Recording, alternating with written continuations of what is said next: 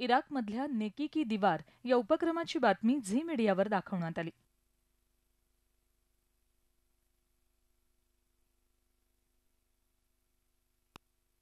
याच उपक्रमातून प्रेरणा घेऊन लातूर जिल्ह्यातल्या अहमदपूरमध्येही एक उपक्रम राबवण्यात आला, बापू की दीवार।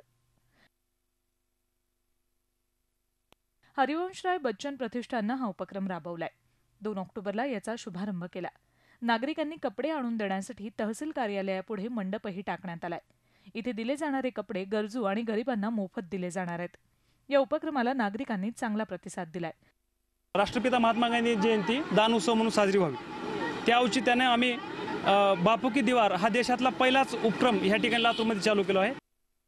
महागाईमुळे इच्छा असूनही नवे कपडे खरेदी करणं शक्य नसतं, त्यामुळे इथं मिळालेले कपडे सुस्थितीत असल्यानं नवे कपडे मिळाल्याचा आनंद झाल्याचं गरजूंनी सांगितलं। गरीब बांधवांना, लेकरांना त्याचा उपयोग व्हावा याच्यासाठी चांगले कपडे आम्ही दिलेले आहेत। त्याच्यामध्ये एक समाधान मिळते की बाबा ह्याचा उपयोग त्या मुलांना होईल, आपल्या बांधवांना होईल। चांगला गोरगरिबासाठी फायदा आहे सर। आम्ही मोलमजुरी करता, मोलमजुरीसाठी चांगले गोरगरिबासाठी चांगलं आहे। देशात पहिल्यांदाच बापू की दीवार हा उपक्रम राबवण्यात आल्यानं त्याची चांगलीच चर्चा होती।